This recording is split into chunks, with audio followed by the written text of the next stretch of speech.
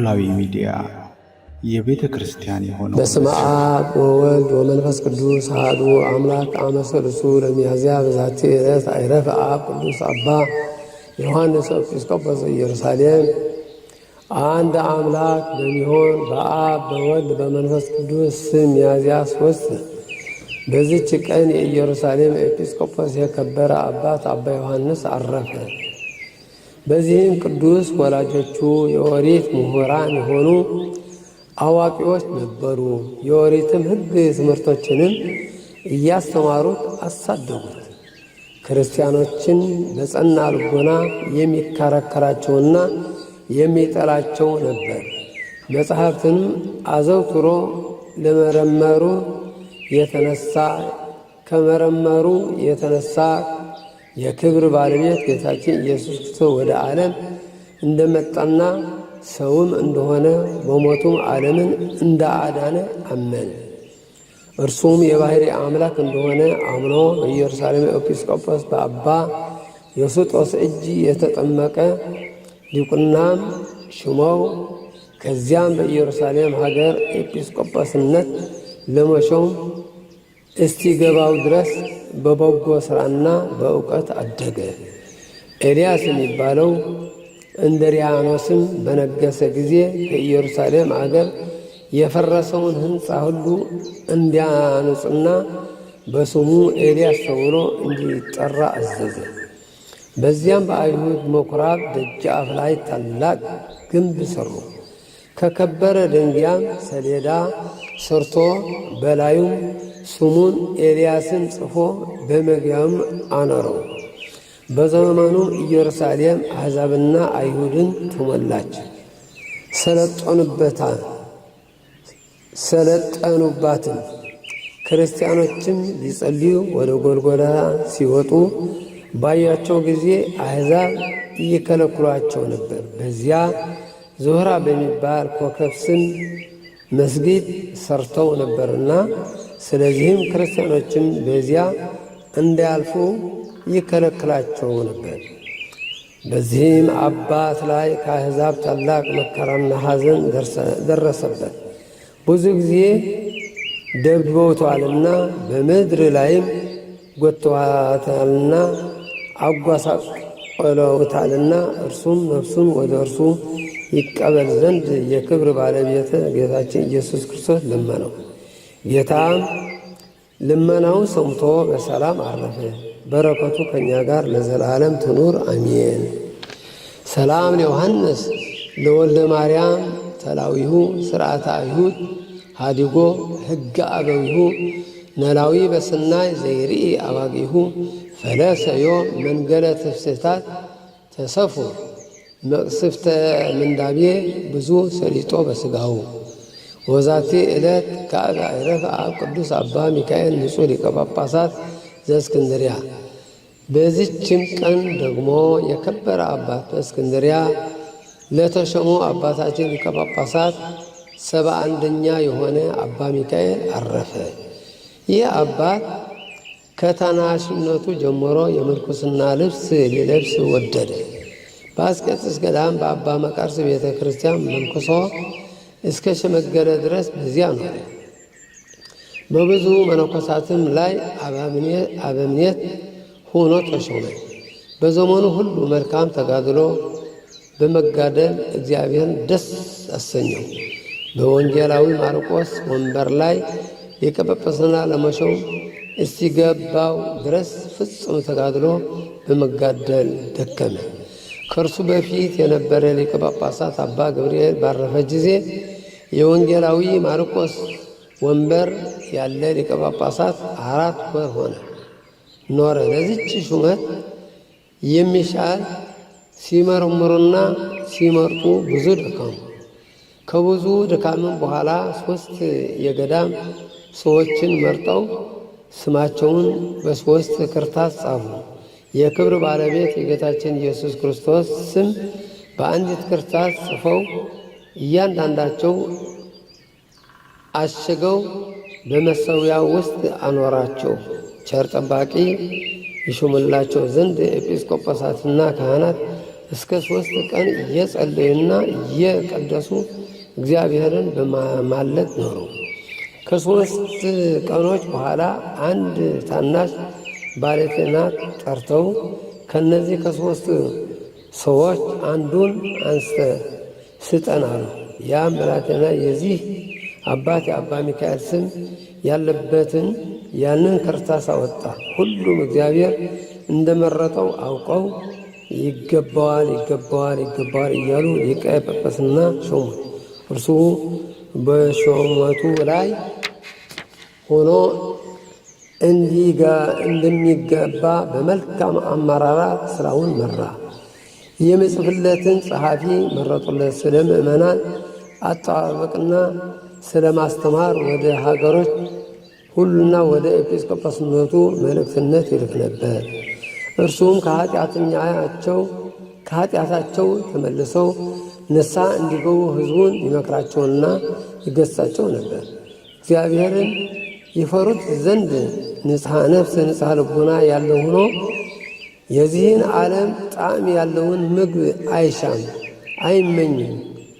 ክቡርንም ቢሆን ወይም ጥሪትም ድሆችንና ችግሮችንን አስቦ ይመጸውታቸው ነበር እንጂ ከእነርሱ የሚተርፈውን ለቤተ ክርስቲያን ማሰሪያ ያደርገው ነበር። ይህ አባት ሙሉ ዓመት አልኖረም፣ ከዚያ የሚያንስ ነው እንጂ በሰላም በፍቅር አረፈ። በረከቱ ከእኛ ጋር ለዘላለሙ ትኑር አሜን። ሰላም ለሚካኤል ሀብተ ድንግልና ቀናቱ ሊቀ ጳጳሳት ቅዱስ ወርቱ ሃይማኖቱ እመኒ አንከሩ ወፃዊ ኤጲስቆጶሳት በእንተ ሲመቱ ወፃ ክርስታስ እምነ ክርስታሳት ሰለስቱ ስመዚያሁ ጽሑፈ ዘሃለው እስቴቱ ወዛቲ ዕለት ካባ ዕረፈ መርቄ ክርስቲያናዊ ነጋዲ። በዚችም ቀን ዳግመኛ ክርስቲያናዊ ነጋዴ መርቄ አረፈ። ይህም ቅዱስ ከአንጾኪያ ሰዎች ወገን ነው። ጉስፋር የሚባል ወዳጅ ነበረው። ይህም ጉስፋርም ጣዖት የሚያመልክ ከሃዲ ነው። ከሃይማኖት በቀር በምን አይለያዩ። ከዕለታቱም በአንዲቱ መርቄና ጉስፋር ነበገዱ ወደሚባል አገር ለንግድ ሂደው ሰው በሌለበት በበረሃ ውስጥ 5 ቀን ተጓዙ። ክርስቲያናዊ መርቄ ባለጸጋ ነው። ከእርሱ ጋር 40 ልጥረ ወርቅ ነበረ። በጎዳና በጉዞ ላይ እያሉ ለሞት የሚያደርስ ደዌ መርቄ ታመመ። ከዚያም ራሱን አጽቶ እንዲህ ብሎ ጻፈ። ከበረሃ ልጅ ከባሪያ መርቄ ከኔ ያለ በጥቁር በቆሎ የተጫነ 40 ልጥረ ወርቅ ለአንተ ይሁን። ጌታ ኢየሱስ ክርስቶስ የሕያው እግዚአብሔር ልጅ የክብር ባለቤት ሆይ ስለ በደሌ ይቅር ብለኸኝ መንግሥተ ሰማያት ትሰጠኝ ዘንድ ለልጆቼ ለሚስቴም ወይም ለዘመዶቼ አይሁን ብያለሁ። ይችን ደብዳቤ ጠቅልሎ ወዳጁ ጉስፋር ጠራው። የሚለው ሁሉ ያደርግለት ዘንድ አማለው። ከዚያ በምሞትበት ጊዜ አትንካኝ፣ ግን ይህን 40 ልጥረ ወርቅ እንደ ተጫነ ከበቅሎው ጋር ወስደ የክብር ባለቤት ለሆነ ለሕያው እግዚአብሔር ልጅ ለጌታ ኢየሱስ ክርስቶስ በእጁ ስጠው። ለልጆቼ እንዳትሰጥ ከእርሱ በቀር ለማንም ቢሆን አትስጥ አለው። ጉስፋርም እንዲህ ብሎ መለሰለት፣ አንተ ራስህን ሞቶ ተነስቶ ወደ ሰማይ ወጣ የምትል አይደለምን? እኔ ወደ ሰማይ ወጥቼ ልሰጠው እችላለሁን? መርቄ እንዲህ አለው፣ ወደ ቤተ ክርስቲያን ሂድ፣ ራሱ ወደ አንተ ይመጣል፣ እጅ በእጅ ስጠው። ከዚህ በኋላ መርቄ ለመሞት ሲቀርብ ራቅ ብሎ በመቀመጥ ጉስፋር መሞቱን ይጠብቅ ነበር። ወደ እርሱ መላእክት የብርሃን ልብስ ይዘው ሲወርዱ አየ። ከእርሳቸው ጋር ጻድቃን ሰማዕታት አሉ። ዳዊትን በመሰንቆ ያመሰግን ነበር። መንፈስ ቅዱስ በርግብ አምሳል ወርዶ በሥጋው ላይ 3 ጊዜ ዞረ። ያን ጊዜም የመርቄ ነፍስ ከሥጋ ተለይታ ወደ ሰማይ አረፈች። 2 አንበሶችም መጡ፣ ምድሩንም ቆፍረው ቀበሩት። ጎስፋርም ተነሳ፣ የመርቄን ወርቅ ጭኖ ስላየው ሁሉ እያደነቀ ሄደ። አንጾኪያ በደረሰ ጊዜ የቤተ ክርስቲያን አስተዳዳሪ ቀሲስ ታዲዎስን አግኝቶ መርቄ እንዳለው ነገረው። ቀሲስ ታዲዎስም ሊረከበው ወደ ጎስፋር ሄደ።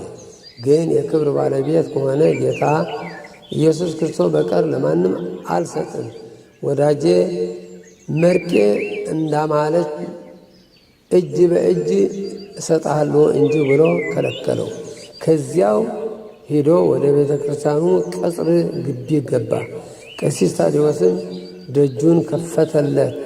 የተጫነውን ወርቅ አውርዶ በፊቱ አኑሮ በዚያ ቆመ።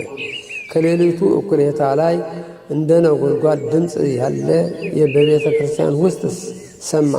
ታላቅ ብርሃንም ወጣ። ጌታችንም ከሰማይ ወርዶ በመሠዊያው ላይ ተቀመጠ። መላእክትም ከእርሱ ጋር አሉ። ከመላእክትም አንዱ ከሃዲ ጎስፋር ከዚህ ለምን ቆምክ አለው። እርሱ ወዳጁ መርቄ ለክብር ባለቤት ለጌታ ኢየሱስ ክርስቶስ እንጂ ለሌላ እንዳይሰጥ ብሎ እንደማለው ነገረው። መልአኩም የክብር ባለቤት የሕያው እግዚአብሔር ልጅ ጌታ ኢየሱስ ክርስቶስ ይህ ነውና ስገድ አለው። ጎስፋርም ሰገደ፣ በደብዳቤውም ሰጠው። እየተንቀጠቀጠም የክብር ባለቤት ጌታ ኢየሱስ ክርስቶስ ሆይ አመንኩብህ አለ። ጌታም ያንን ወርቅ ይመዝኑት ዘንድ አዘዘ። 40 ሊጥርም ሆነ። ጎስፋርም ከቀሲስ ታዲዎስ ዘንድ እንዲጠመቅ አዘዘው። ከቤተሰቡ ሁሉ ጋር ተጠመቀ። የተጠመቁትም 75 ነፍስ ሆኖ ኃጢአተኛውን በንስሐ ተመልሶ መዳኑን እንጂ መሞቱን ለማይወድ ቸር ይቅር ባይና ሰውን ለሚወድ እግዚአብሔር ምስጋና ይሁን ለዘላለሙ አሜን።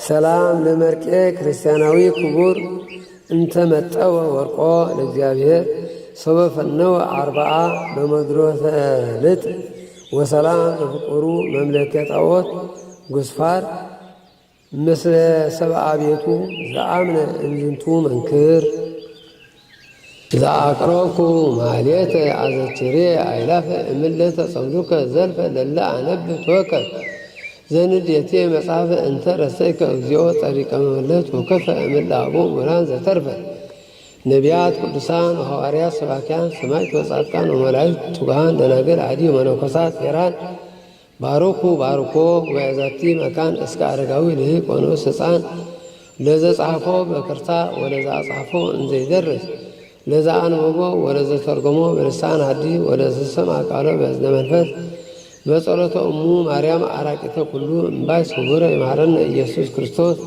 የሰማነው በልባችን ያሳድርብን። ንበል አቡነ ዘበሰማያት።